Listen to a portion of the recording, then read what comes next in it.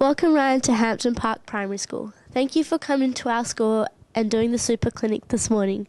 It's a pleasure to have you here, but now it's time to knuckle down and answer the questions.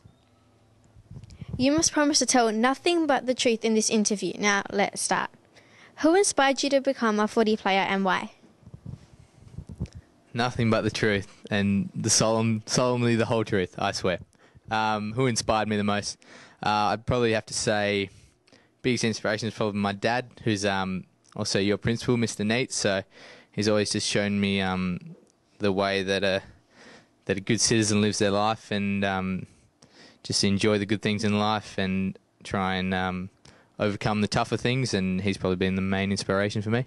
Did your primary school or high school have an influence on your football career? Yeah, I think so. I didn't have a principal who wasn't my dad until I think about year 6, so that was terrible, absolutely terrible. But yeah, definitely it influenced it, and it would probably helped along. But once you get to high school, you start playing maybe club football and state football, so it gets, and as well as school football, so it gets a bit tricky. So you have to make sure you balance it out and keep concentrating your schoolwork as well, because that's also important. Is footy your main priority, or is there other important things in your life? And if so, what are they?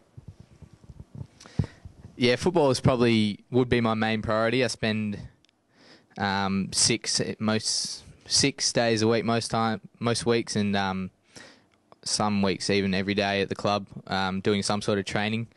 It's not my only priority, it is my main priority, but I also do a commerce degree at UWA, so it's important that the most of the guys at West Coast Eagles do a little bit of extra, either work or study on the side, so it's important to look after your life after football. So, as far as I know, football is quite difficult, especially when it comes to training.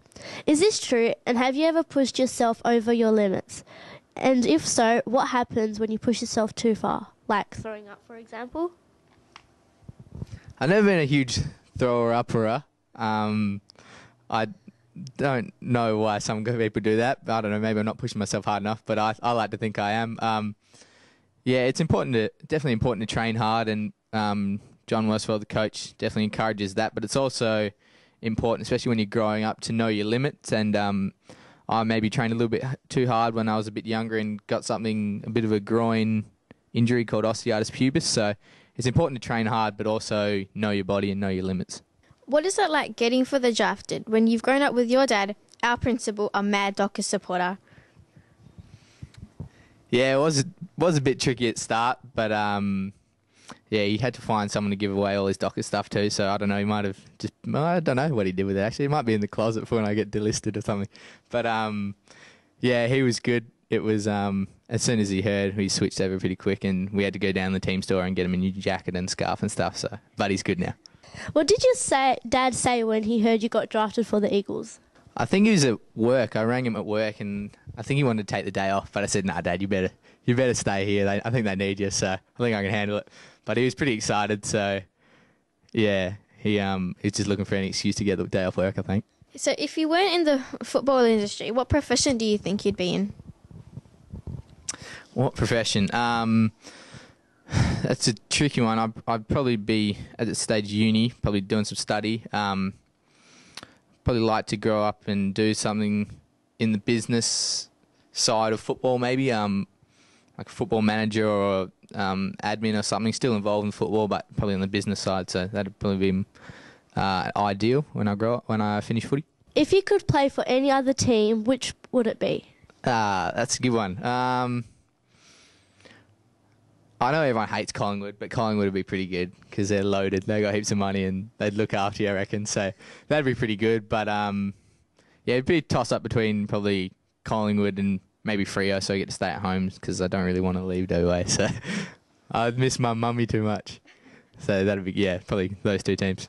Woosha may hear this interview, but who's the coach's pet? Come on, you can tell us. We won't tell. The coach's pet. There's a couple of contenders. Nick Nat likes to sit up the back with one of the coaches and one of the other coaches, and they have little powwows and chats every time we're in the theatre. But you'd probably have to say Beau Waters. He on and off the field, he's so courageous on the field, and he John looks after him off the field, so they're pretty good buddies. Do you envy anyone at the Eagles? And if so, why? Tough, hard-hitting journalism, this one. I wouldn't say envy, maybe admire some of the other players. Watching many players like Matt Prittis, just how ruthless and committed he is to all his football. And maybe Mark LaCroix, he's just such an amazing player and he's so skilled. And hopefully I'll be able to get somewhere near that stage one day. That'd be great. Okay, so how long did it take you to learn the Eagles anthem? And could you sing it for us? Hang on, you must sing it for us. Oh, I get camera fright. Maybe I'll sing it for you when we turn the camera off. How long did it take me to learn the song? I would say I already knew it. I always knew it from when I grew up, of course. Yeah, not long at all. Almost there, Ryan. But what's your favourite thing about being a football player? Is it the fact that women are falling for you every day or that you earn millions? Oh, you can't make me choose between those two, eh?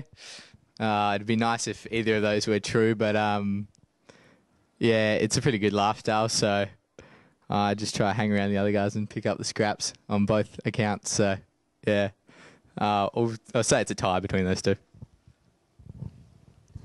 Well, thank you, Ryan, for your time. It was a delight to interview you. Everyone at Hampton wishes you the best and hope you go far with your football career. Go Eagles!